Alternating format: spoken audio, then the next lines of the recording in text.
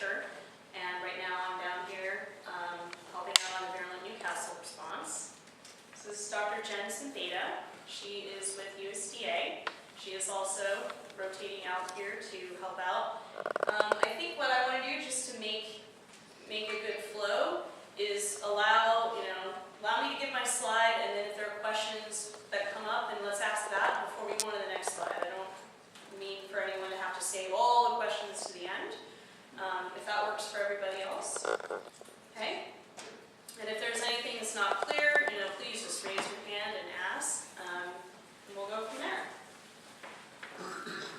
So, can someone maybe try to adjust the focus to see this a little? There you go. Thank you. So, what is virulent Newcastle disease? One thing that's very important to understand is that Newcastle is a virus. It is not a bacteria. Antibiotics do not work on this disease, so don't go there. It has primarily respiratory signs, but it can also have neurologic signs. There are multiple strains of the virus, and the reason we call it virulent is that this strain is particularly strong and causes a lot of death. So some birds you can have more than 90% that just die. So there are other strains that aren't as lethal. But this is the one we're talking about today. As I said, antibiotics do not work. There is no other treatment. There's no treatment for infected birds. Vaccinated birds, birds that have been vaccinated for Newcastle, have generally been, the vaccine works on the weaker strains. So like I said, there are multiple strains. This virulent is very strong. The vaccine helps protect against the weaker strains. It's not very effective against the strong strain. So that's why even vaccinated birds can die. Vaccinated birds, vaccine does not protect against exposure. If I have the flu shot, I can still, catch the virus, but the vaccine helps prevent the worst of the signs. So maybe I don't get as sick, but I can still get sick. Go for it. So we can do questions, right? Are we able to get the vaccine without going to a vet, or do we have to go to a vet, if anybody chose to vaccinate the most valuable birds, even on the off chance it might help? Well, I think we should it's not treatable. You can't prevent it with a vaccine. So the reason we're having this super inconvenient response to everybody is that it's a trans-animal boundary disease. It's a foreign animal disease. It shouldn't be here. So the vaccine isn't going to help this particular strain at all? No. In fact, it's worse because what happens is that the birds will still shed the virus, but they'll be like happy and go lucky. You won't know they're sick. So you'll take them to a show, or you'll take them to some, It's a live vaccine. That's what there's live and killed. Okay. That's what I was trying to get at is vaccinated birds can still be infected and be shedding virus. They're producing more virus and putting it out into the environment, even if they're not looking like they're just dropping dead or looking seriously ill. So vaccination then does not stop this outbreak. Surviving birds, if they survive, can become carriers for a long time. So even then, they could be shedding virus for a long period of time, and you think it's gone, and then it comes back. So again, vaccination is not the solution to this. There's not really much of a human health concern, so this is different from like a bird flu, right? This is not the same. The signs in humans, like people in our work where they're working on farms that are infected, can get a very mild inflammation of their eye. That's what humans get from it. It's not, otherwise it's not going to make you sick. And you kind of have to be exposed to a lot of it to have even eye signs. Fully cooked eggs and meat are from even an infected chicken are safe to eat. Cooking kills the virus, and the virus does not really affect people. So I don't want anyone to be worried about that for their own human health, other than potentially a mild eye infection.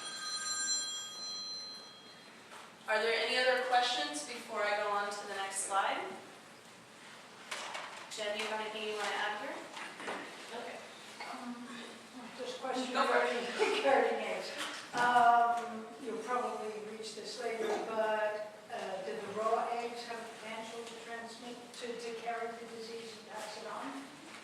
The secretion more on the shell of the egg, I'm not aware that is carried within the egg itself, like in the interior of the egg. But unwashed eggs on the outside can have virus on them. So the egg that we buy in the market, are they washed? They are washed. They are washed. Washed with water or just washed with a disinfectant? That is not, I am not an egg processor specialist. We will, for commercial properties like egg layer properties that are meeting our biosecurity and testing requirements, moving washed shell eggs is not considered high risk. So that's kind of lowers it down. Right, and I'll just mention, like, there's a program called National Poultry Improvement Plan, NPIP, and it has high regulations, like for commercial facilities, there to be enrolled in that program, they have to have a biosecurity plan that's audited by a veterinarian. They get routine testing so that you would catch anything like this. So it'd be very, very unlikely to enter into the grocery market. That's a good question. Okay, I know you already said that heat will kill the virus, but eggs have hollow air pockets in them. So what are the chances of that bacteria staying in there and then going to the embryo or when you crack it open? Even though you're cooking it, you're killing the bacteria, but it's still in the shell.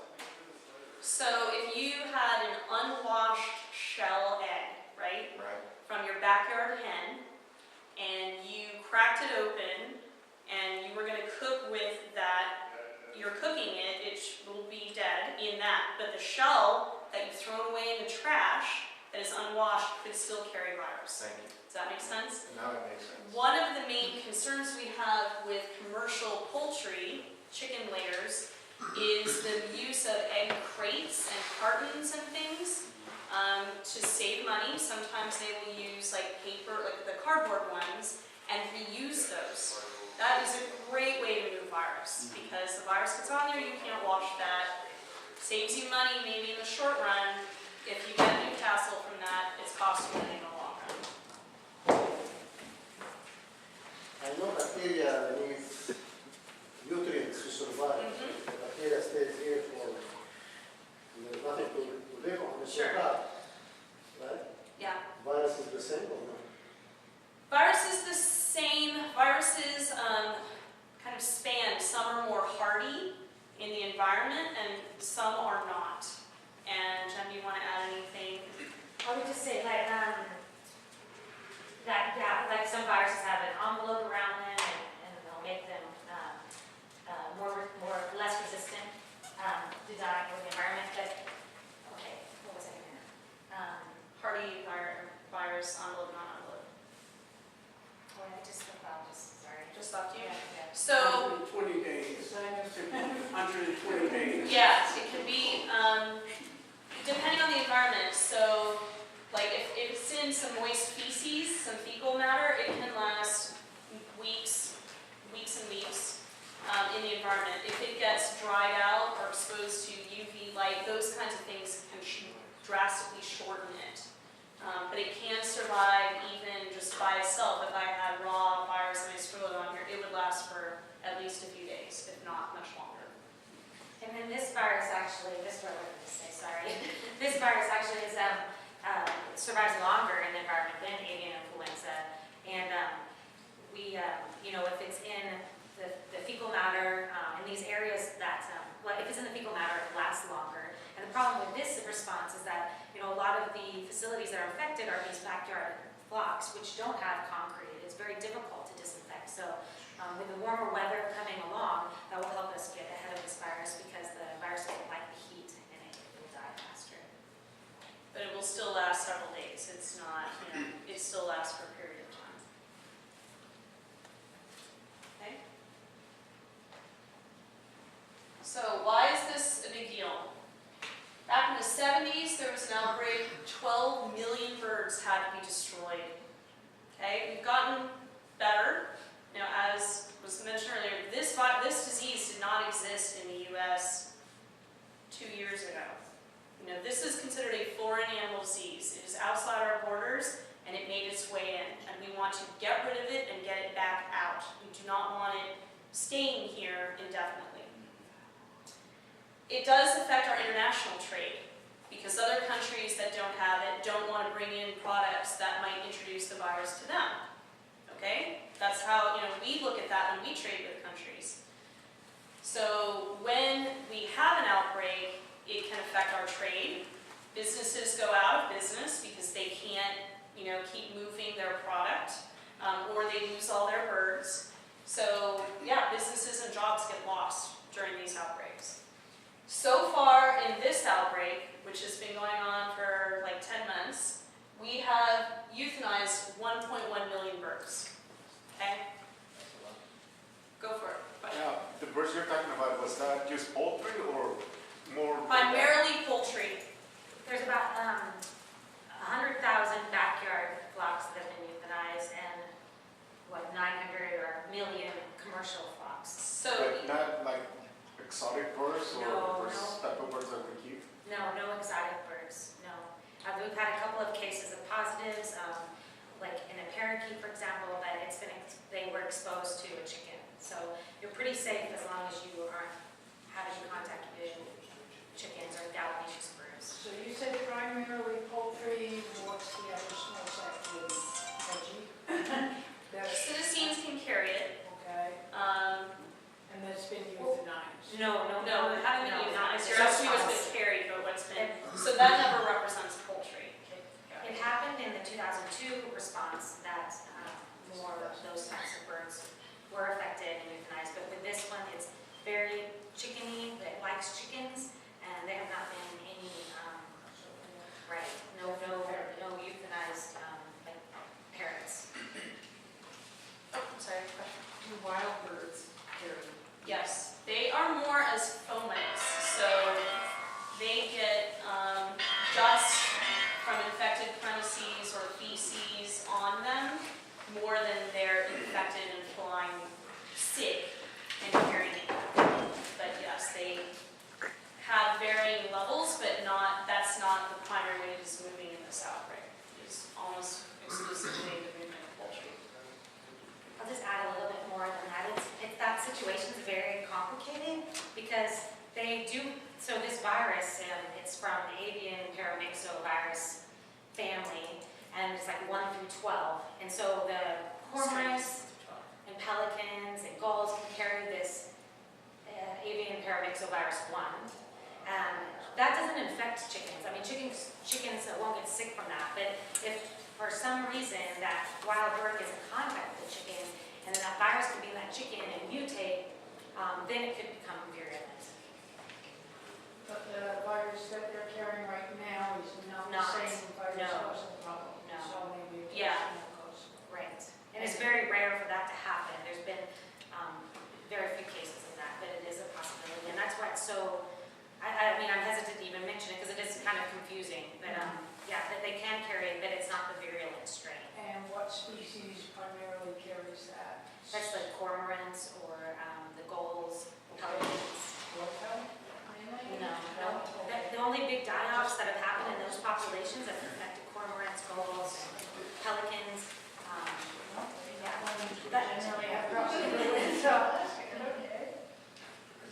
So what's the most common way for a host to get infected? Like if you have a clean flock in a backyard, is it from a wild bird for it to go from host to host, or is it, I'm not understanding how a commercial farm would pass Newcastle disease to somebody's backyard. So what's actually going the other way mostly, from backyard to commercial. Okay.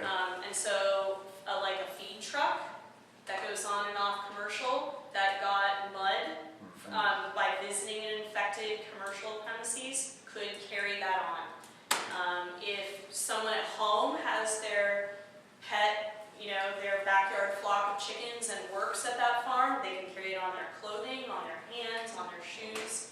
So or we know in this case people are moving birds around. Where it was uninfected, they brought in a new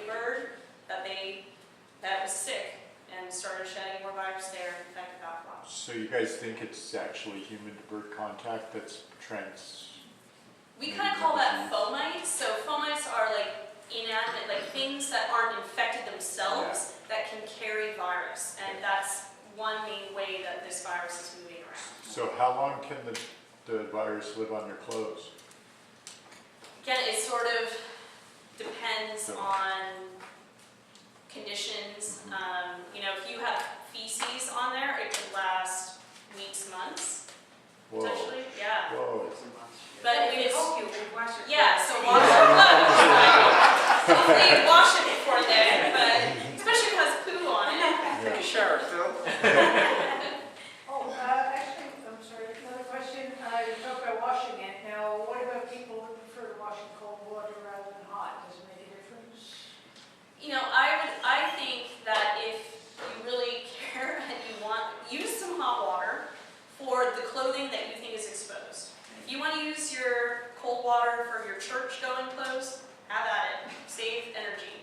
But we really all need to ramp things up. This is out there, and that's a small price to pay if that keeps it out. But hopefully you wouldn't even be visiting places that might be infected and bringing those and not changing your clothes before going back to your own birds. So to touch on that in fomite situation, one thing that we do is when we find an infected property, we ask, where is your feed store? One of the concerns is that someone may have a yard that's infected with this virus. They have chickens, they drive a truck from that yard to the feed store, they park at the feed store, they get what they want, they leave. And then someone without an infected property drives to that feed store to get their supplies, their tires is contaminated, and they take it to their house. So one of the things that I do, if I have to go to a feed store for anything, I take Lysol with me. You can spray your tires, whatever. If you have to get something from a feed store or from a place where the virus might be, Lysol is wonderful. It's actually labeled for Newcastle disease. It is. And So I just spray like that, out everything. What's interesting is I helped Ricardo, who's the actual PIO that usually speaks to you all. We called the manufacturer, because you know there's off-label Lysol, right? The off-label Lysol isn't labeled for VND, so make sure you buy Lysol. Yeah. We have no stock in Lysol, but Yeah. but we want to give you, you know, if they have it on their label, they have to prove that that works. So Now, I'm pretty sure that birds can't tolerate it, so you want to spray away from your birds, or is this a new safe bird route? no, I mean the aerosols I wouldn't like. There are other ways, you know, you can. So bleach, 10% bleach solution. That's 1 part bleach in 9 parts of water. That is a disinfectant that will work on this virus. The one caveat I will tell you with bleach solution is that it is inactivated fairly quickly. So if that's what you're primarily using in your property, you need to make fresh bleach solution every day. Okay, every day. If you're going to use that, it's fine to use it, but just be aware that it doesn't, if you make it in a sprayer and then use it 3 months later, forget it. And It's we not also gonna be spray our good. shoes, getting in and out of vehicles. Yeah. We recommend we spray our shoes with Lysol. Anytime we get in and out, we carry the Lysol into the car with us. Well, and just the bleach is something you're going to use, you know, to clean maybe the cages or, you know, to put in a foot bath before you go in. But, you know, you wouldn't want to use it on the birds, obviously. But the whole thing is you know, just have separate clothes even. If you are going to an area where there are birds in this, you know, regional quarantine, just be really aware. And just, you know, simply changing those clothes, washing your hands, making sure you change your shoes before you enter where the birds are. And if you can have dedicated clothes, like just some boots or slip-on shoes that live right where your birds are and they don't ever leave that space, and maybe some coveralls or something you can pull on real quick over your regular clothes to go in to deal with your birds and then take that off before you go back out into the rest of the world, that's a barrier of security that you're adding to your operation. VIRULENT, not effective? VIRULENT, very effective. So, VIRKON. Do rodents spread the disease to rodents or rats? So again, are fomites. They don't get infected, but if they carry dirt or feces or whatever on them and they're moving, then they can introduce that infected material into another environment. Is there any way to develop immunity in the bird toward the disease without virus, without vaccination? I mean, obviously, keeping your birds healthy and having them have the best immune system is always a good idea. But even the most robust bird, if it has, no natural immunity, which it probably won't, it can die. I mean, there just isn't a way around that. When I think the thing is that like, if your parrot did get infected, parrots can get infected, they won't die, but they'll shed the virus and intermittently, and they could be infected up for a year, very intermittent shudders. But like, what happens is this is a foreign animal disease, and once we get rid of it, right, the next time it happens, it's going to be a brand new, Will mutate. yeah, so the vaccine's not going to help, immunity won't help, that they develop to that strain, because it's going to be a new one, because it's a virus, which is similar to avian influenza, and it mutates regularly. Is it airborne? No. Kind of touch a little bit on symptoms. I probably have a slide coming up. Okay. Is that okay? Yeah. Okay, I don't mean to cut you off or anything. Yeah, ours is about chickens. Yeah, these will be more about chickens, but when I show that, then Jen will talk about the signs in the other exotic non-poultry species. One question, the ones that do survive and continue to shed, is there any commonality between them, or they just happen to be super roots and get past it and shed? Again, the strain of the virus will tend to have greater effects on certain species just based on its mutation.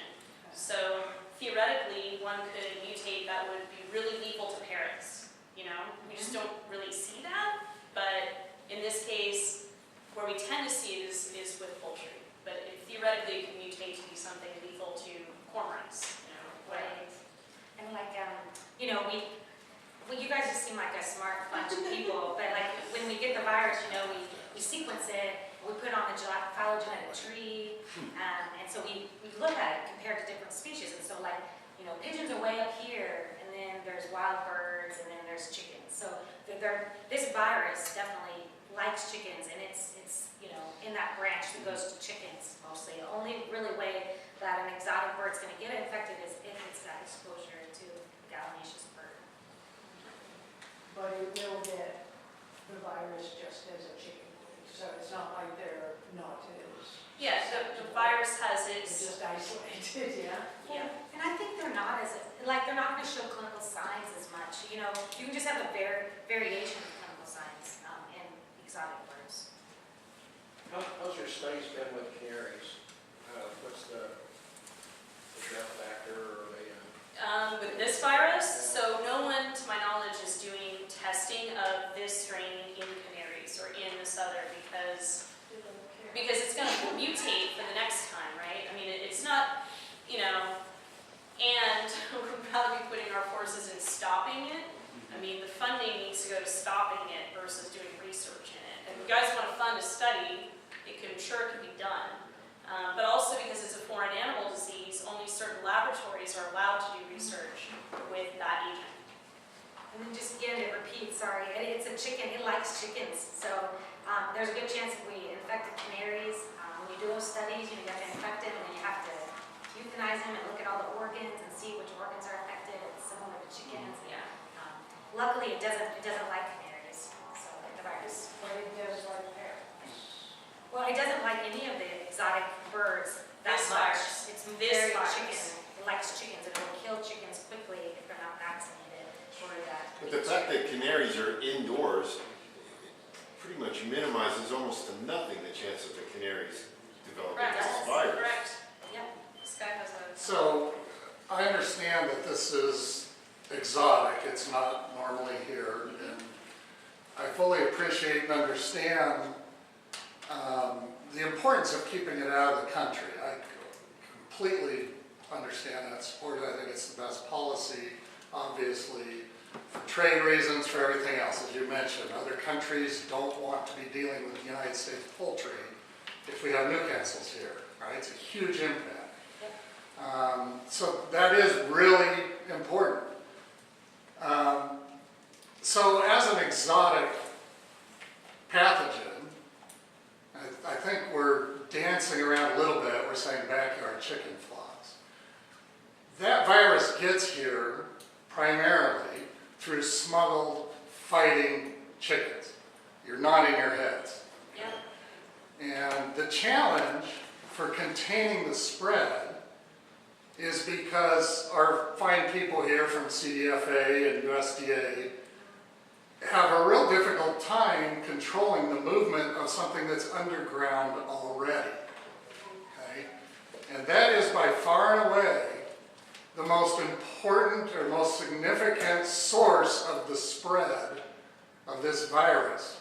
You're already dealing with something that's illegal and underground. Okay? I'm going to assume that nobody in this room is involved with fighting chickens. Okay? You don't have to answer to incriminate yourself. Okay? I used to raise Use it, but that's in 2002, right. and I vaccinated for Newcastle. Yeah. And I sold some birds to a guy in Riverside. When in 2002, the disease was pretty hard to. And in that backyard, all these animals died, except the ones I vaccinated. Yeah. But they were recognized too because they found. So getting back to what I'm kind of laying the groundwork here for, you're talking to a bunch of people with exotic birds. Okay? I will tell you, friends of mine tell me I shouldn't tell you this, I have chickens amongst my parrots, my hornbills, my kookaburra, blah, blah, blah, blah, blah. Okay? I have silky bantams, right? Because they can't get off the ground more than 2 feet. I want them down on the ground instead of roosting up on things making a mess. And they provide an important part of my farm. They feed my hornbills, chicks that I hatch in the incubator. It's an important food source. Okay? So for me, it's an integral part of my bird farm. Now, part of what, again, I'm laying all this groundwork for is I have a pretty significant collection of birds. And I know you've had to go around and euthanize birds close to a positive test case. I know that you compensate people for the birds you have to euthanize, and I'm not going to talk about how much. That's not what I'm concerned about. But I know that it's important to make sure that the people who are directly impacted by being depopulated are compensated, right? Because you're going to further drive it underground. Okay? What happens to somebody like me who's in LA County, I'm now under quarantine, I can't sell birds, right? I can't sell it. That's the quarantine. So the quarantine does not affect exotic birds. It only affects poultry. And our definition of poultry is per OIE. Are you sure about that? Because There's every been notice on the miscommunication. CDFA site says all birds in LA County cannot be moved. Well, that's a great And point. we just No, had we need to correct that. conversations Yeah. with the vets that are telling us that we can't ship birds out of LAX, even if people are in Orange County, they're outside of the quarantine zone. They can't even drive to LAX because they have to go through LA County. These are exotic birds, they're not poultry, but they're prohibited from doing that unless they get special permission. Now, So if you look at that. I have to disagree with you that this is only affecting Well, no, poultry. It's I not. know. If you look at the regional quarantine and you read through all of it, it defines only poultry are affected. And only poultry are affected in the regional quarantine. And the movement of exotic birds is not affected as long as there's no exposure to gallonation. I need that in writing because that is not the policy that's being No, enforced. I know it's been confusing. I handled a case yesterday where there was miscommunication about that. So I'm super passionate about getting the word out. Go It get does your not letter. affect- I know other wholesalers that just had to go through this process of getting approval. They have nothing to do with poultry. They were prohibited. USDA and CDFA both came to the facility, said you're shut down right now until we figure this out. And they could not ship until they had the special permission specifically to them. I don't have that. So if you're telling me I can sell my birds, that's wonderful, that's what I want to hear, but I need some proof because I just got notice from Delta Airlines that they're not allowing any incoming or outgoing shipments. And I just need to make this one last point. Go ahead. Because if you, CDFA, USDA, not you personally, right? Don't take this personal. If I'm not allowed to sell my birds, I will be honest with you, I have about a $4,000 to $5,000 feed bill every month. If I can't sell birds to support that, you're effectively euthanizing my birds by starvation. Okay? So this is critical. We need to understand what the real policy is, because this is the first I've heard of it, that exotic birds, and are you going to allow me with exotic birds, and I have chickens, I have guinea fowl, I have pheasants, I have emu, I have all those other species that are listed on my property, am I still allowed to sell parrots, finches, hornbills, and all that? I need to know that, and I need it in writing. Yeah, I would like to get your email and your phone number, so I'll follow up on that specifically. Depending on where you're located, if your exotic birds are actually separate from the other poultry? No, they're not. Well, so you are in that situation, and you may require a permit. But what we would do is we would assess the risk. We would do a risk assessment on your property and give you a permit, talk to you about biosecurity. It doesn't mean your business is going to stop. You're going to still get to. I'm adjunct faculty at Mount San Antonio College in the agriculture department. I teach aviculture. Okay, I understand biosecurity. So that's all great. I know, I don't mean to offend you. I'm sure No, you do. I just said, you don't know that, so I'm just telling you. And I understand exactly. As I mentioned at the outset, I fully appreciate the strategy here. I support it for containing Newcastle disease and eliminating it from this country. That's what should be done. I see that essentially as a very appropriate dam holding back a whole lake full of Newcastle disease south of the border. It's appropriate. But honestly, what I see now, until we clarify this policy I'm talking about, is we have a big leak in the dam called fighting chickens. Yes. Okay? And we have exotic birds over here off to the side.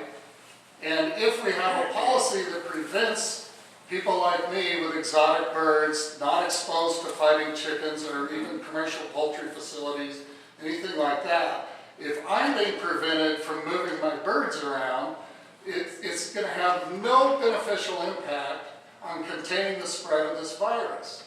Okay? It has absolutely no benefit, but it's an easy thing to do because I'm not underground, right?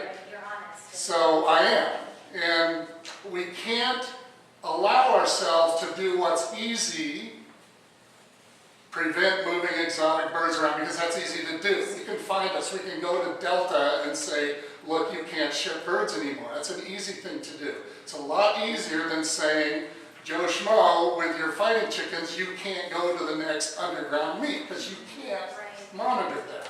So we have to put the proper threat into perspective. And I appreciate what you're saying about vehicles moving from feed stores and then you coming on getting feed. That is a potential threat. I won't say it's not, but it is tiny compared to this underground movement that's already spreading it around. It's not a major concern. And if all we can do is control these things that we can see while we're ignoring the main threat, we're impacting the lives of people like me who aren't going to make a difference in containing this virus. But it has a huge impact on my bottom line. Right. Yeah, thank you so much for bringing that up. And I really do want your contact information. Our expenses continue to go on through this quarantine. Our labor costs, our feed costs, and yet we're unable to ship and sell birds. See, we do need to clear that up because it doesn't cost any amount out of your pocket for us to come out and test your birds. Like if you did have exotic birds you're selling and you have chickens on the same property, all it requires is us coming out, looking around, talking to you about something you already know, biosecurity, and then doing some tests on your birds for VND, and then they can be shipped out. Like it's not, you shouldn't feel like your business is being stopped, and I'm really sorry about that. We're here No, to. we do feel that way.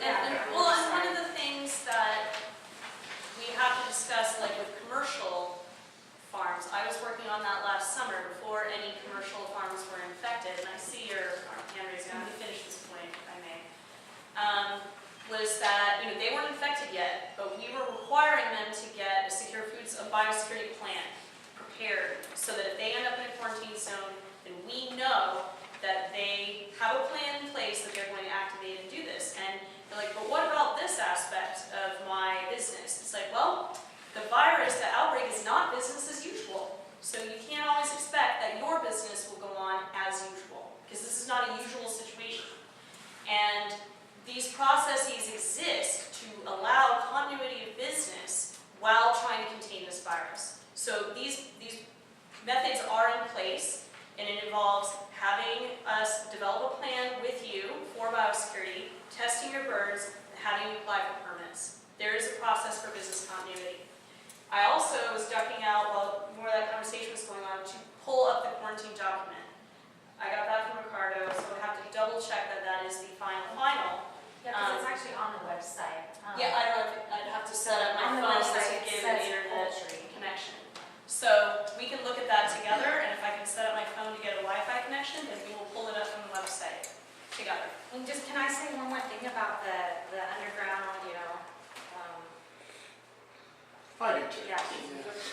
I'm just nervous because it's being recorded. Yeah. That's why I brought it up, because I can So, do in our response, it's a response structure similar to like a military or like a fire. Earthquake. And so we work closely with law enforcement, and we are starting to ramp up those investigations on those, Around that, he had a question behind you. No problem. I was just going to mention that the gentleman was saying that his business is affected because all this impact. And you said, no, you can do, if you have exotic birds, you can still work, But the thing is, like he said, you go to Delta, and Delta said no birds are going out, no birds are coming in. So can I tell Somebody you has that to tell Delta, you know what, these the Delta the thing, the rules. first I heard of it was literally when I got here today. So, and we sit in the command meetings every other day, whatever they have them. And this is news to us. So I'm afraid I cannot answer intelligently about the Delta situation because this is the first I've heard of it. So I want to make sure, I got the email forwarded to me, so I should have the same email that you have. And as soon as this is over, I'm going to forward that to other people to make sure that that message that went from Delta is the same is a message that went from us, and there was not any kind of confusion between those two. And with the I have the letter on my phone, so I want to show it to you when your talk is over, Okay. because it seems that it was instigated by the CDFA. Okay, and I'll tell you that this is the first I've heard of it, so I'm not sure that I can represent what happened there or the decision making around that. But I will certainly try to get answers for you guys on that situation and clarification. So, any questions, email me and I'll Yeah, make well, sure one of that the things that I did find out when answered, because I we know were meeting together was there are a lot of bird businesses, importers, pet stores that I invited, and I was very surprised that gentleman to find out people they know and what they do. Some of them weren't able to make it, and I get information to them. This morning. So what you're saying is you're a commercial business, you develop a plan, have the birds tested. this is only needed, so if you only have non-poultry species, you do not need a permit. Okay? If you have only non-poultry species, you do not need a permit. In this gentleman's case, where he has poultry, sounds like the majority of the birds leaving are not poultry, right? His poultry are part of his ecosystem, but they are not leaving. We would want to come, say, okay, you're not bringing in birds that might be infected, you're breeding your own silkies and keeping them interior, you've got good biosecurity, we just want to test, make sure they're all clean right now, we'll get you on a permit program. That's how it works. Okay, Okay, so it's develop a plan, have the birds tested, and get on a permit. On a permitting program. Only if they have poultry. Only if they also have poultry. So for some of the organizations that they only sell exotic birds, and that's their commercial income, That's it. then except for the fact that Delta and the post office. will- Correct. Said Now, yes, I mean, what they're doing, again, that's been happening at levels higher than us who are down here on the ground. So I just can't comment on that, but I will find information and clarification and get you in touch and potentially you directly with more clear guidance on that. Excuse me, sir? Yes. Rick, I would like for you to share that topic that you want to discuss privately. That way we all know what you're going. I can read it. But not right now, when she's Okay. done. I would like you to do that. And we have to wait and see when they want to answer those type of questions. So basically, the be all and end all, what you just said is for any of us, the moving of exotic birds is not restricted Not restricted. in any of the quarantine areas. No. Unless there's poultry. If we don't have a poultry. Unless Yeah. they are, there are poultry on the premises. Okay? Thank you. That's a big problem. That is a big clarification. If you hadn't said Yeah. anything, this would be in the dark, and the Delta situation would be in the dark. So Yeah. thank you, guys. This is what we need. If we don't hear this from you, we don't know it. Yeah. There could be disconnections in other places, so thank you for bringing it up. So a quick clarification on that, if you don't have poultry, but all the notices say doves, Doves are considered poultry by guinea CDFA. fowl, rat tights, Yeah. pheasants, Swans, quail. gallinados, Gallinaceous partridges, birds. How many do you have button quail? button quail. any You kind don't of want to quail. raise your hands, I Turkeys. understand. Can we have a full list of what, I spoke to a USDA agent who told me that fowl included parrots. Now, my definition, fowl does not include parrots, so poultry Is not to you included. is what. She's gonna try and find you the actual thorough list. Thank you, and also how you define fowl, because they refer to fowl on the Who web. prefers We're to not try? a business. It was a USDA agent, a vet that I spoke to, and she said, oh, fowl, we define fowl as ovals. I would double check with Jen, who is USDA, on this incident. Thank you. It shouldn't, and no one's confusing, but like, all you, But no, you guys can keep talking. I'm gonna go on to the next slide, if that's cool. This next bit is clinical sign, oh, did you had a question. another question? Actually, I had a two-part question. One, Okay. I know this is a sensitive subject, obviously you've implied that it is. But for those industrial chicken farms that have all of the chicken fights going on, it's basically the workers that are controlling all of those fights, and it happens on all of the commercial farms. And the workers are usually non-residents of wherever they live.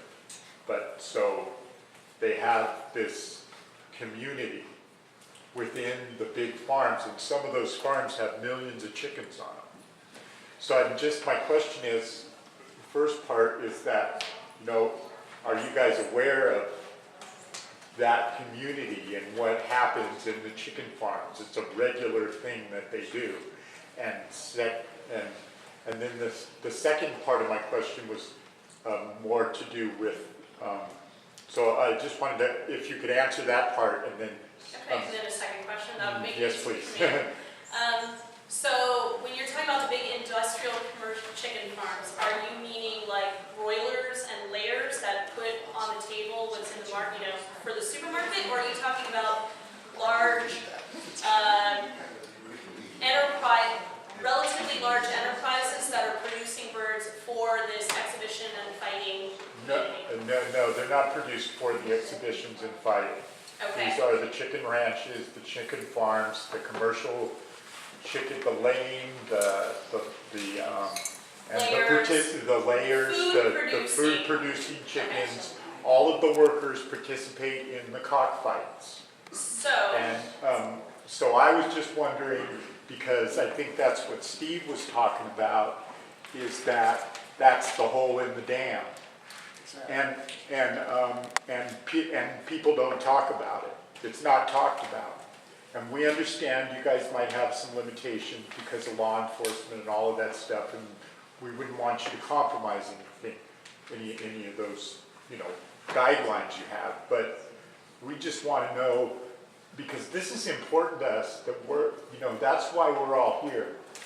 You know, a lot of us, this is our lifeblood. And some of us go to bird marts on a weekly basis, and we've been told by both of your organizations we can't have them anymore. Some of them are canceled. And we just want to know that, you know, there's a solution to the problem and where it's going, because a lot of these people have been around since 2003. And we've talked to some of those people. Andrea's talked to some of those people. They were scared to come because you guys killed their birds. And we understand that there was a reason why you did it. You had to do it. But in the same, you know, on the same note, there's this problem that nobody will talk about, the pink elephant in the room.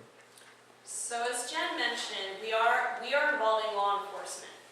Law enforcement, and we are reaching out through interagency type cooperation to try and expand the law enforcement agencies and sort of people that we can work with. And that does take some time. You know, they have other priorities as well. We are actively engaging law enforcement to ensure that the activities that we need to get done are getting done. And when it comes to the big, like a more food-producing operation and having their workers, many of them know that that's a risk to their birds. And whether they have trouble finding labor and they just overlook that because they can't, I don't know. But when we make food supply plans with those people, they are told, you know, that is part of the plan is, hey, workers can't be having birds at home. And how they act on that, do they fire those workers that they're aware of? That's on them, and we can't enforce that for them, but we certainly make them aware. And I've heard of different industries, not just, you know, who have fired people who have birds at home. I know that that's happened. So is that part of the compliance standard, that you're making the owners of the chicken ranch aware that we know that this is what's happening? So and that we we're won't going to hold know. you accountable? We don't know. We can't know who their workers are and what their workers do in off hours. Understood. We can't investigate Of course. people, and we don't. We don't want to. Okay. That has to be the responsibility of that commercial enterprise with their workers. And if they don't trust them, you know, we can't intervene in that. But we can recommend that all workers don't have birds at home. And if the workers care about their job, if that farm goes under, they lost their job. So it has to be a two-way street for them. I would imagine that they've got a vested interest in making sure it doesn't happen. Just a quick change of subject, but not, how do you think it came here? Did they know? It's the exhibition birds. Exhibition. That was chickens? Chickens. Poultry? Poultry. The fighting. Yes. It's the fighting bird. That's a euphemism. So. It's a virus that's very related to Central America. But it could have meant that the virus had been circulating in, you know, other countries north of there or south of there, and somehow it made it to. So we do have some evidence that that's where it came Yes. from. Okay, strong well, evidence, yeah. okay. All right. One And more the thing. thing, can I just say one more thing about the, you know, the commercial poultry? That is important. There's been very few commercial poultries that have been infected. It's mostly these backyard birds. And I mean, it took us a little bit of time we were having trouble even getting on these premises to sample birds, and we had to get law enforcement involved. So it's just a difficult population to deal with, and we know, and we don't need to not talk about it. But it's known as a solution to that. We're 10 months now into this outbreak, and we haven't done anything to nip this in the bud. In fact, it's expanded the range. So what We got to do something different to get this out of our country, and we have to do that now. We should have done it at the beginning of the outbreak, when it would have been a lot easier to eradicate. But I don't know what you're going to do. You're going to have to fly drones phones in the neighborhoods where this is going on and find out where the poultry are. Send somebody to hear it, listen for the roosters, and get it under control. This is bull, really. I mean, you're impacting people that are not causing the problem, and meanwhile, it continues to spread. I share your frustration that this is where it is. I think everybody working on this incident shares your frustration. If I might say, I think we also have to be careful that we don't point fingers one way or another. We don't know anything for sure. Like she said, law enforcement's working on it, and I don't want the meeting to sound like we're accusing anybody in particular for what's happening. Just to focus on what's our part and what can we do to make it better. Well, and I'll just reiterate, I mean, I don't think I've said this yet, so it's not, yeah. What happened too is we started and we kind of thought through the summer the virus would get lower because it was summer and it would die out, sunny, heat. And then it did dip down, the number of positives dipped down, and we got some intel that, fighting cocks, they start their fighting like November, and then sure enough, in December we saw a huge spike, and that's where it expanded down into kind of the southeast part of the regional quarantine. And so now we are going, holy, we got to ramp up things, and we are in the process of ramping this up because we're right in the means. And one thing we do, we have feral groups. So if someone was depopulated and they were paid and they got rid of their chickens, and we go back there and they got more chickens, they're fined and they're depopulated and not paid anymore. We really aggressively have these search recon groups going into neighborhoods. I go early in the morning, listening for chickens, and we are responding to it. We are picking it up. I think we could do more as far as give more to law enforcement and get more aggressive. But I want you to know that we have our spies out there. We have a map, a command center, and this area, these blocks are checked off. And so we are doing that. And CDFA knew that once the weather changed, because that was part of our concern, is that the virus can last longer when it's colder and wetter. So there was a blitz. We pulled out extra resources and put more people on the control, trying to get it in the end, when it was dipping down into this, very small number of cases, because we were trying very hard to stop it then before the wet weather came and would make it more difficult. So basically what you're telling us is, gentlemen, like the man in the corner there, whose place I've been to, it's immaculate, it's very well kept, he is not a risk as far as I'm concerned, that you're going to work with people like that to keep him in business, right? And then concentrate your efforts on where we believe the problem to be from, Yeah. I just the response too is we work jointly with CDFA, but CDFA is the lead, right? And with the government furlough that helped us because we weren't allowed to come out here and help, and things kind of slowed down. I mean, it's unfortunate it happened, that we're ramping up now, and we're hopeful we'll be able to get it under control. And what about businesses that are importing birds from other countries? They have an official quarantine station. They're nothing to do with chickens. They can continue to operate. They're not. It's USDA governs that. So I mean, and if you are having problems, just have them contact us. And you might not all have my cards. I'm happy to share my number. But really, honestly, anybody who calls a sick bird line, which is on this document, it sounds kind of vague and but seriously, we as epidemiologists get all of these calls, and we're super passionate about what we do. And I mean, if for some weird reason you don't get your answer, call back. I mean, we will. So there's if we get swamped by a bunch of calls, it'll take us longer to there's some calls, that you but we get there. We see every single one of those. All right. Back in 2003, the government, and everybody knew that the cockfights were the ones that were spreading out. But the government said, for every guy that owns any cocks, we'll give you $1,800, okay, to bring that in. What does that do with somebody that's not so, if he's not making good money? You produce more cockfights. Not you, but the government made these people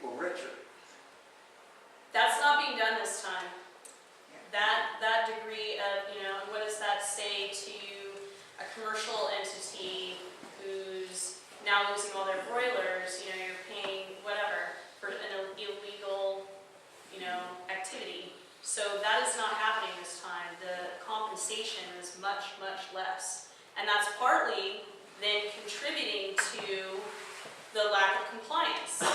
Because if their bird in their world is worth $1,800 and we're paying them $30, then they're even less likely to comply than maybe they would have in a previous incident.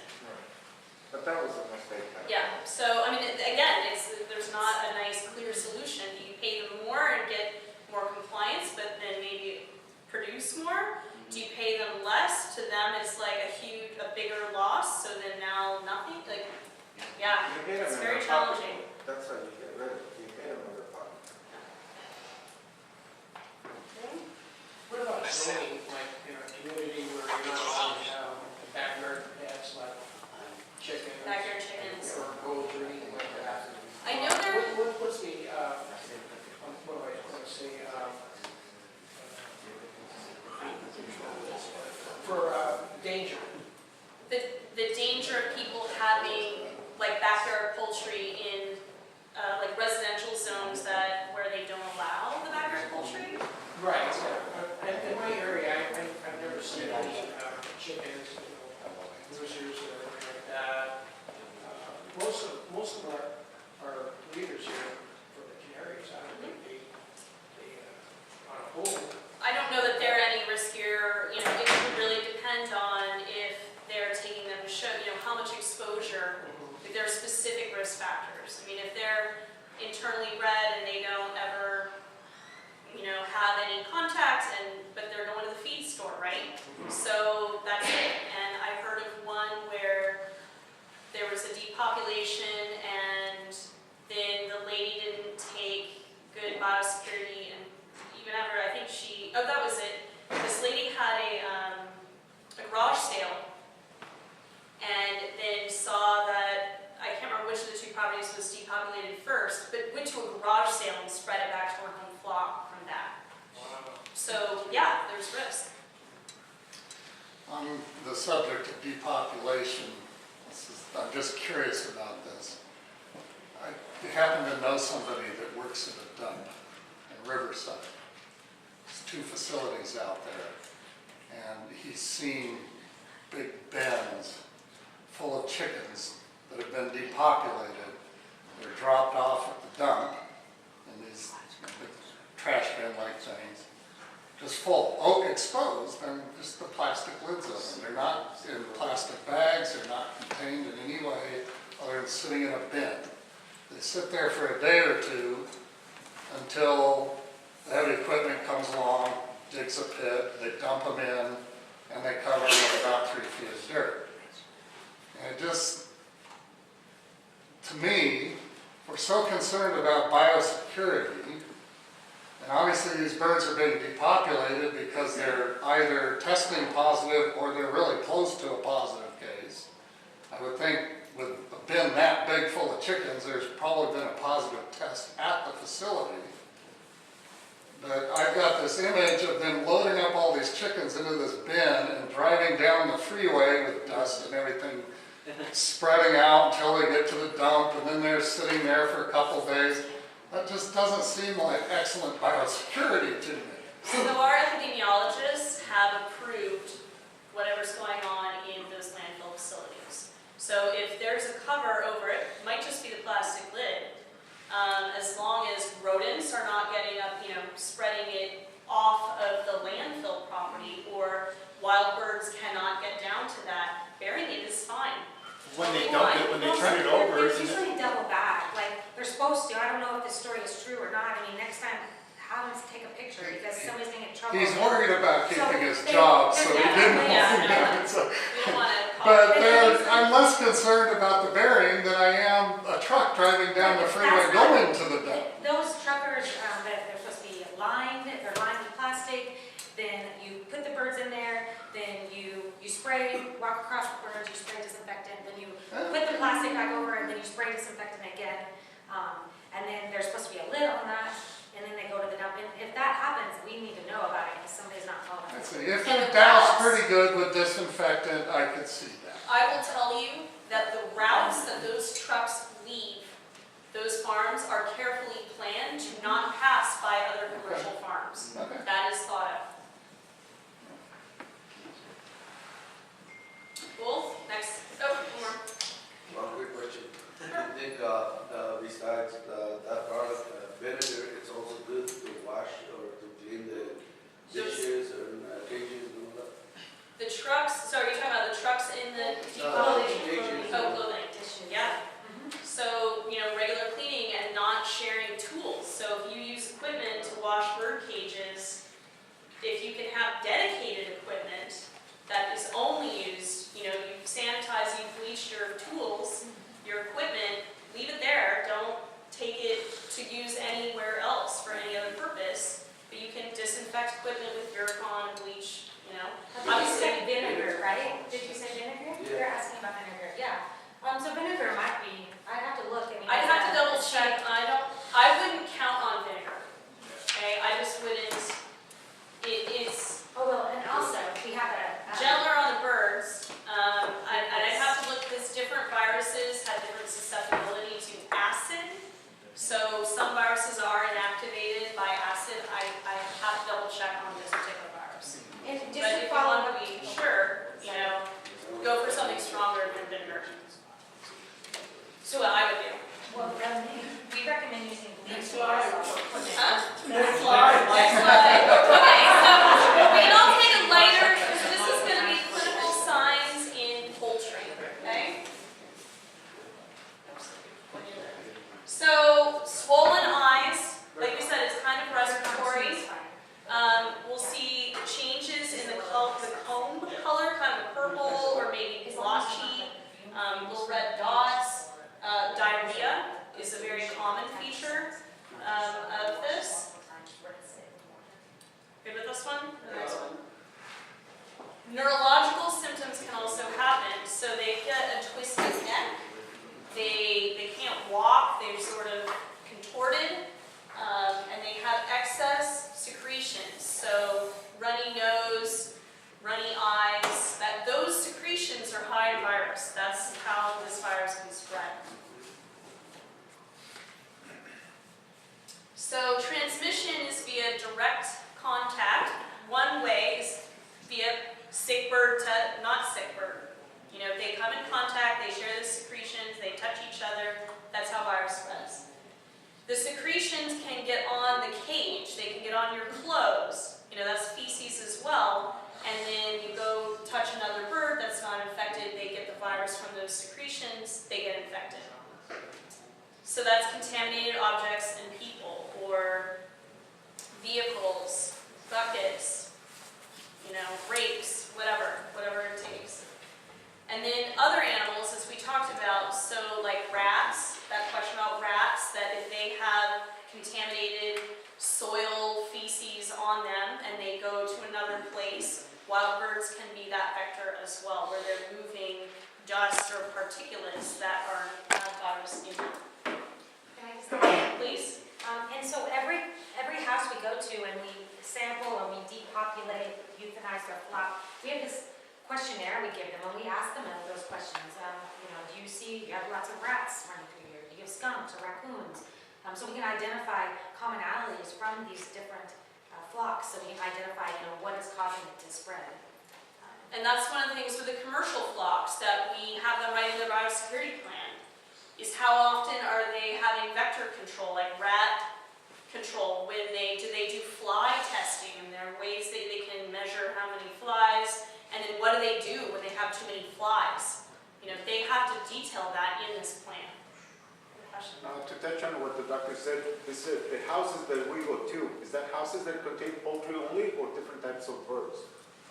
Oh, I don't know if I understand. You mean houses that we go to? Yeah, you said when you go to a house for testing, is that houses that contain poultry only Yes. or different? They could have poultry only, they Yeah, could be a but when mixed flock. your agency is there, they can double check up on that, you know, if it's only poultry or? Yeah, we do, yeah. And we do what he was saying, we do listen, go early in the morning, listen for roosters to call. We've identified houses that way. You know, we've been knocking on all the doors. We keep track of all the houses we visited and whether there's been no contact. Do we think there's birds there? Did we hear any? And if not, and if so, and they're not answering, then we go back. We go back again. And then if we can't get a hold of them, then we'll involve law enforcement, have them go out there with us. Is there any chance that you can talk a little bit about the, I guess the reward that is given to whoever makes the report? Sure. Well, there's well, either for turning people in or for killing your animals. There's a rat in the room. What's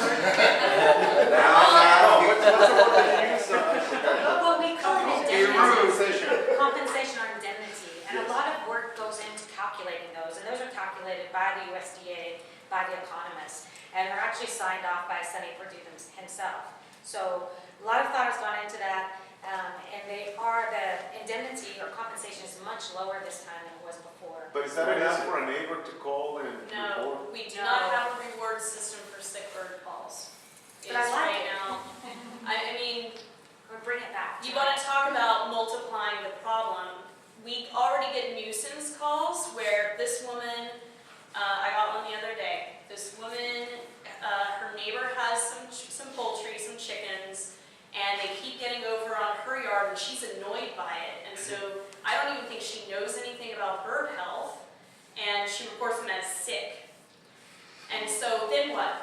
Now we have resources, we have a whole team that if we're going to respond to every single one of these, we have to send out there. When it sounded to me, you know, like this is more of an animal control, like this is a nuisance issue. Are these birds really sick? It just so happened that then nearby there was a newer positive, and I had to send someone because I want to make sure that that's not now a new area that's starting up. And our team went, and they couldn't even catch these birds, right? She doesn't own the birds. And so if we have this kind of, especially reward system, if you could report your neighbor for having annoying chickens and get paid for it, like, so, you know, if we pay based on is it positive, like, then we create an incentive for you to go infect your neighbor, right? I mean, it's just, so unfortunately, that's not, we have to rely on the goodwill of people who, and actually, what did you, 57% of our calls, like a good proportion of our calls that we receive Are positive, like 56% of our sick bird calls that we receive are positive. to the last, as of this past week. That number could change. Yeah, so spread the word and have people telling each other. Oh, wow. Why did you ask that? In this quarantine area, No, it's Yeah. important. let's say in Riverside Every or question is important. San Bernardino, there's a flock of chickens in the backyard of somebody. You test them first for the virus. If they are positive, then you immunize them, or regardless if they. It depends on where they are. So when we get an infected premises, like maybe they called us, we do have people call and say, oh, they heard our information, and they're like, oh my gosh, these birds are dead today, and they call us, and we send a team and test.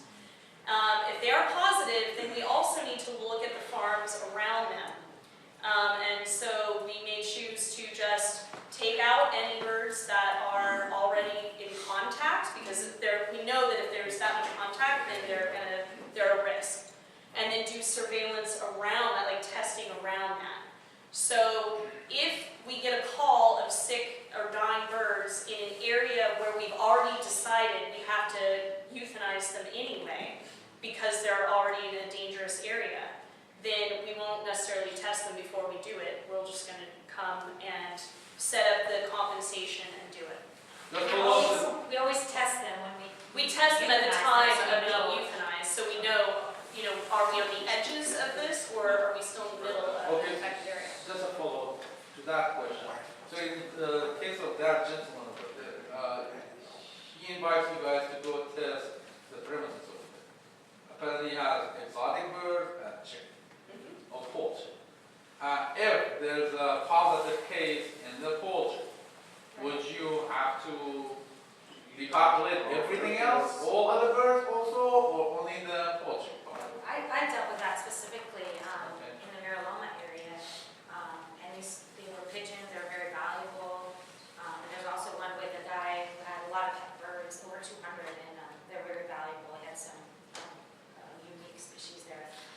so we depopulated the chickens in his yard, and then we asked him if he could keep his birds inside or make sure that they're in a biosecure area.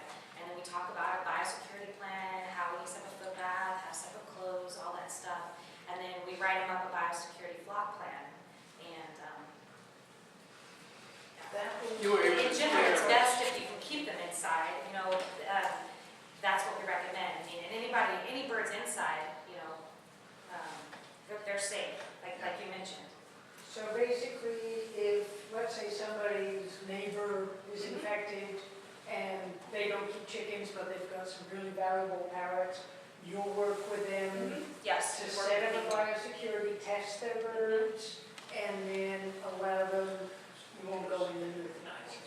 No, our policy for pet birds is that we put them inside if you can, test them once, and then we test them 7 days before the quarantine is lifted. And this is different from the last time Newcastle came, because people are going, hey, we didn't do that last time. Yeah, I know, we got a lot of negative feedback. Well, and we learned, like this time we're finding in the non-poultry species that we're testing, we're just not getting very many positives at all. So, we're trying to focus our resources on where the problem is and not spend so much time testing or really messing with species that are not a problem in this outbreak.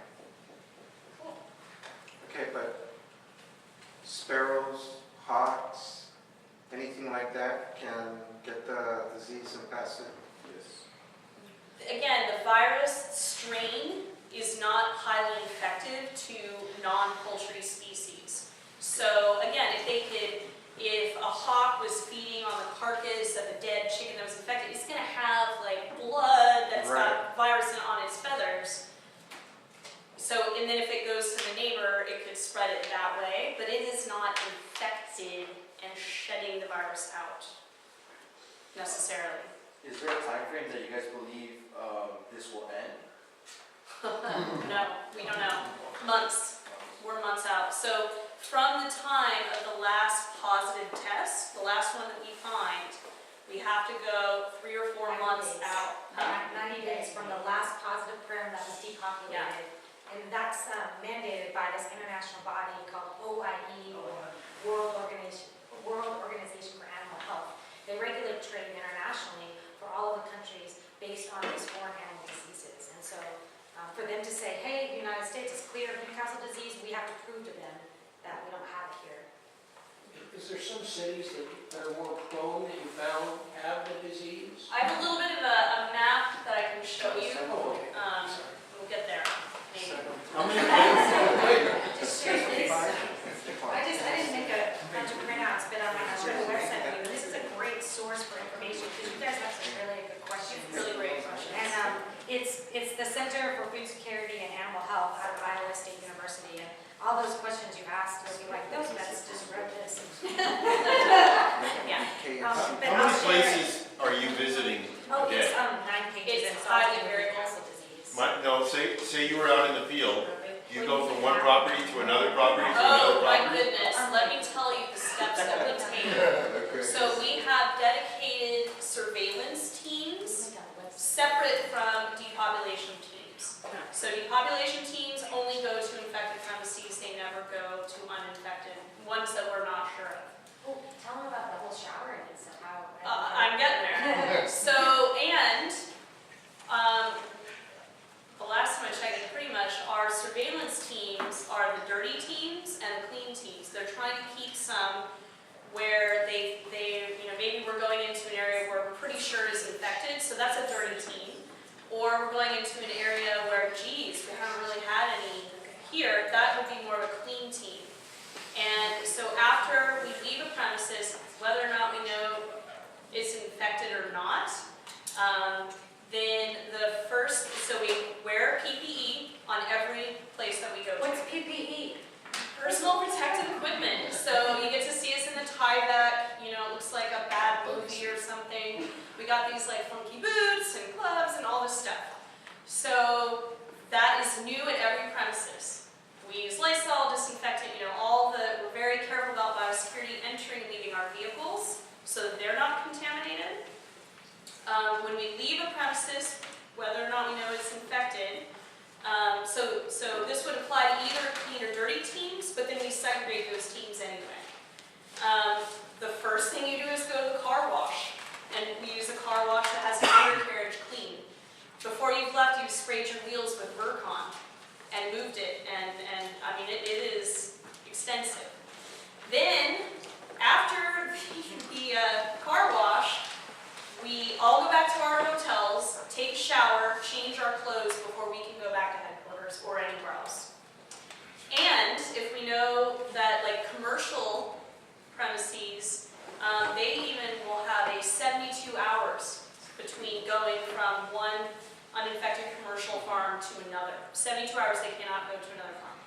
So we are exceedingly careful about our biosecurity. And typically we survey anywhere between 800 to 1,000 houses a day.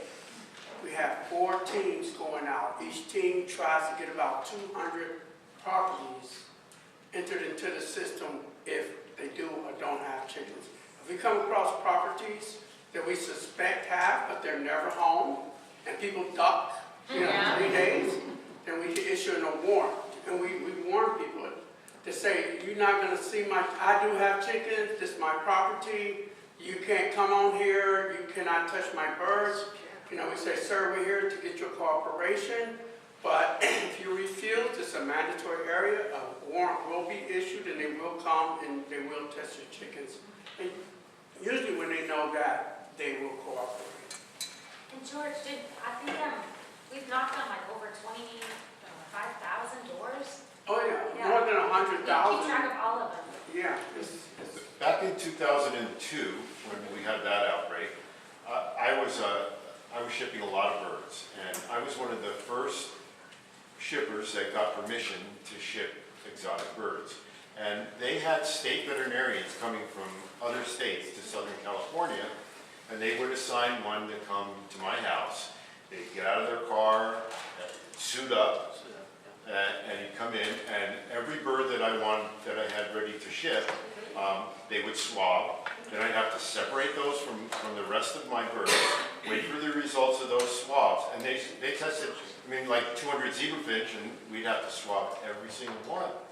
And that was the first couple of times. And then they started getting more relaxed about it, and they do a sampling rather than every single bird. But eventually other people were able to do the same thing, but they had veterinarians from many different states coming to Southern California and living here for 3-4 weeks, and then they rotate out and another group would come in. She's doing it.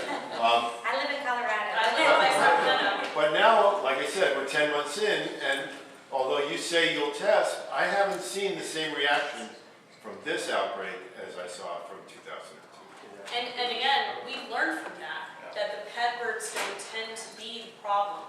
And we're using more epidemiologic guidance on how many birds to test out of a flock, so that, and it's easy to overwhelm the lab. It's easy to overwhelm them. I mean, think of hundreds of samples coming in this biosecure disease every day, pretty much. So, and we're, there's a lot of strategy into the testing, and we are using lessons that we've learned from the last outbreak this time. I'll give you kudos for that. I really applaud the change, and you hear the frustration from us on the business point, but I can tell you that the approach to this outbreak, I've been much happier about overall because of exactly what you just said. Him having to test 200 zebra finches before they ship. Yeah. That's ridiculous. They weren't a threat to begin with. It's a waste of resources. So, again, kudos for refining your approach to this. So. Thank you. And I'll pass that up because I think people need to hear that you recognize, that your community recognizes the difference this time, and that we were sensitive to, the way things were done before weren't necessarily the way we want to do them now. When you visit neighborhoods to be tested, is that like public information, or is that kind of No. concealed? Absolutely not public. So there's no way So to tell? no. I mean, we protect everybody's info that comes into us. All of that information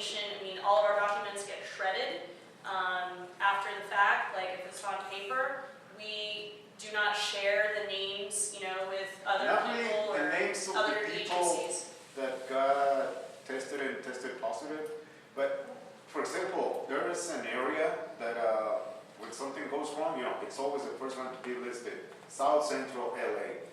So, back in 2002, whatever that was, that's the year they concluded that's where everything started. And especially Compton, Wilmington, another city north of the 105.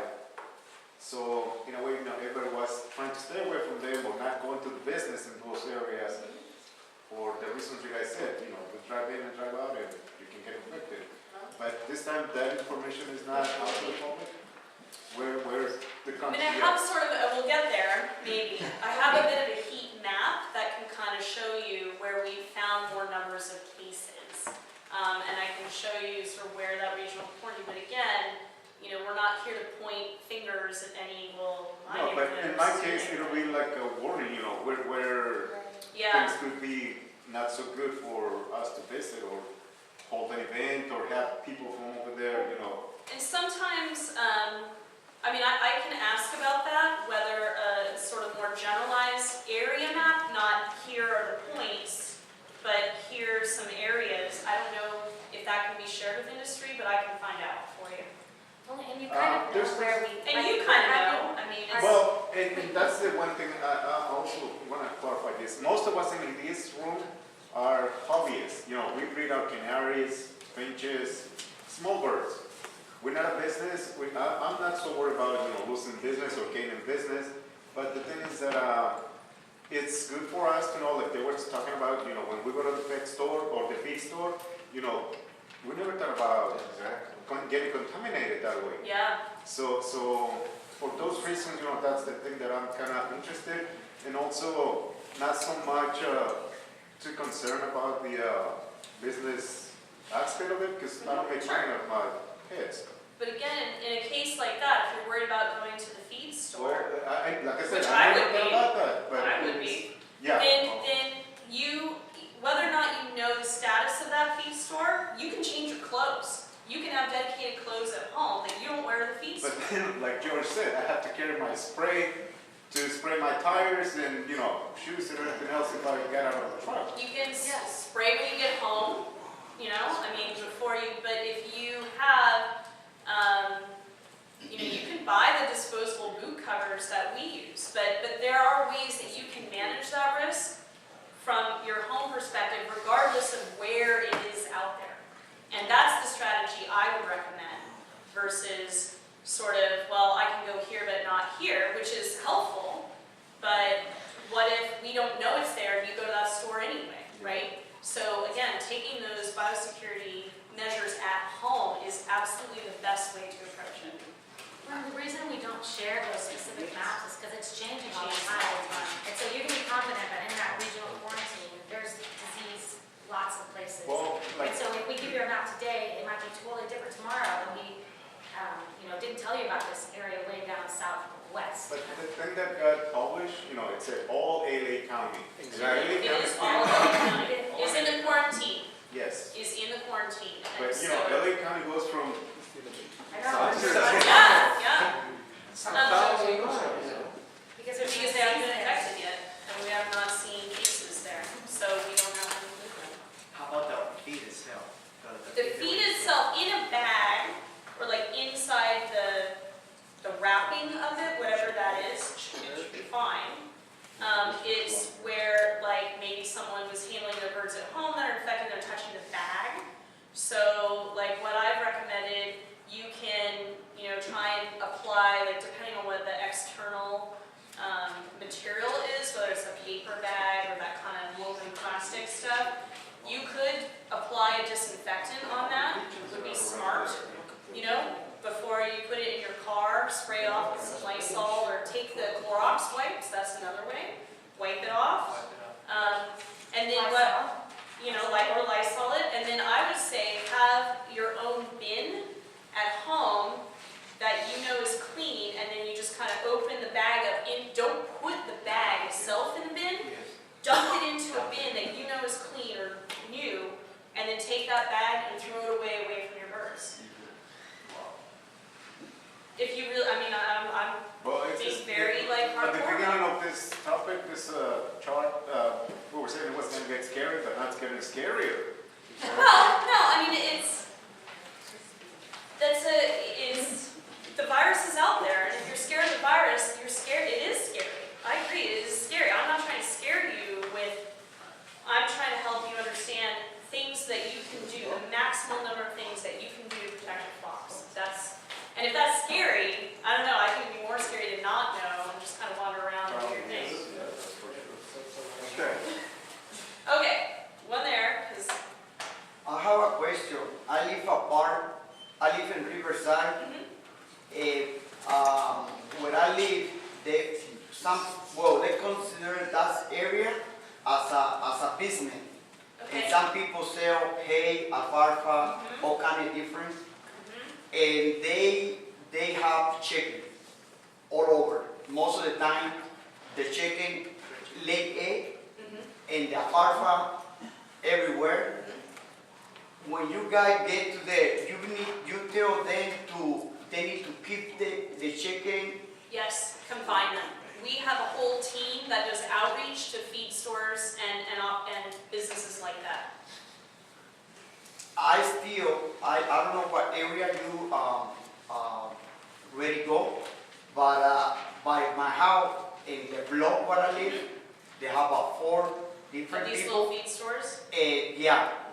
This is a feed store, and a particular go and buy some hay. I got horses, I got different animals, and when I go, all the chickens in the street.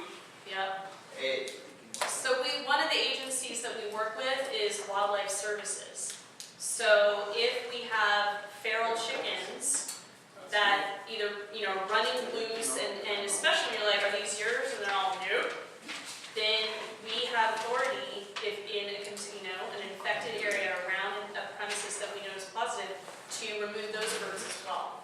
What's the name of the feed So they're not supposed to, any chicken to be around? No, in the quarantine zone, that big map that I will maybe show you, all birds, all poultry are supposed to be confined, all of them. All of them. All of them. But my question is, no matter if you find not, the chicken not supposed to be go around. No, In the regional quarantine, it states you have to keep absolutely, they have to all be defined. confined.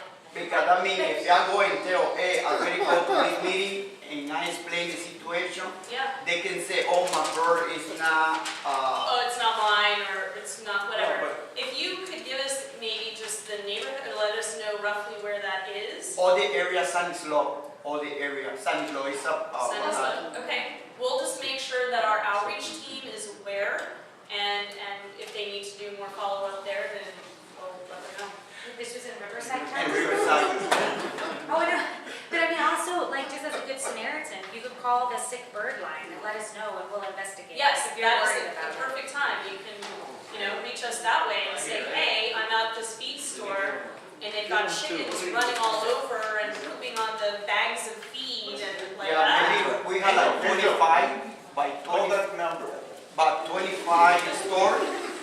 Like he said, maybe people who own the business, but most of them have chicken. Yep. It's everywhere, even the street, you can see. So we have a dedicated team to do outreach to places like that, so we'll want to know where they are. And I said, maybe see this, just only because she put the alert in YouTube. The other way, I never find out. Yep, and we're trying to kind of, talk with folks like you and help spread these written materials so that you can share them, photocopy them, know that our internet, you can call them on your phone and show people, So, but any help where you can identify that there's potentially a problem, please let us know. There'll be a reward in it. Yes. $14. Well, thank you, like high five. That's your reward. I think that's a good point. I mean, that's how we're going to get ahead of this disease. I think it's like Good Samaritan, reporting things like that, putting peer pressure on people. You shouldn't be doing that. I think that's going to be one of our biggest defenses because, like you pointed out, it's really hard to get to these underground operations that are occurring. Well, they pay to be in the business. Yeah. But Well, and we've had, who was that on Craigslist, right? There was, I don't even remember how we heard about it, but there was a guy in the quarantine zone selling poultry equipment like cages and whatever, and people piled on, or was it Facebook? Facebook. Facebook piled on him and said, "You are not supposed to do that, I'm reporting you," and he pulled his webpage down. So, again, and we've had follow-ups on where people are selling birds on Craigslist. So that's the kind of thing that we can receive as well, so that we can act on that. And when you said that, you're talking chickens now, right? Yeah, yeah. Okay? One more slide, and then there'll be like 50 million questions, but we'll get through it, we will get there. So, this is what everyone really wants to know, is how can I protect my birds? So we, bringing birds in and out, when you don't have disease in your flock and in your environment, moving things in is how the virus comes in. So, especially moving birds, poultry birds, gallinaceous birds, that could be infected. And again, this presentation was made primarily for poultry owners or poultry industry, and we try to kind of adapt it where we can for this group, so I apologize if there are parts that don't seem as relevant to you, but I want you to also know what we're telling them, okay? We're telling them no birds in or out, and in the quarantine, they're not supposed to be moving birds anyway, so that's birds. Gallinaceous poultry birds.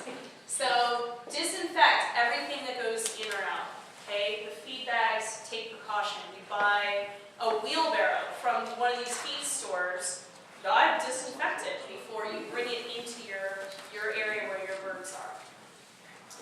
Don't borrow tools or utensils. Your buddy has some, I don't know, nest box that your bird really likes that you've used in the past. Do not swap materials like that, because that is how things move around.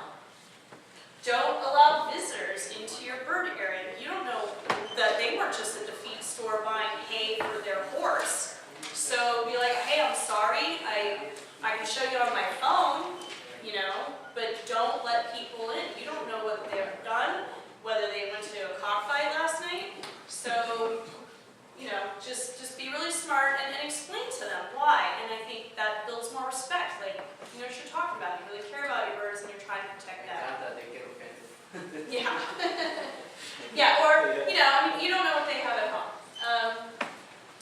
If birds, and then this is always, the isolate is always a smart idea for anyone, like if there are shows or things where birds are commingling, or exposed to each other in a similar environment and then going back to their home, you should always isolate anyway. Not just this disease, but any disease. You don't know what those birds have been exposed to that could affect the rest of your flock. So that's always a smart procedure. Here's our number.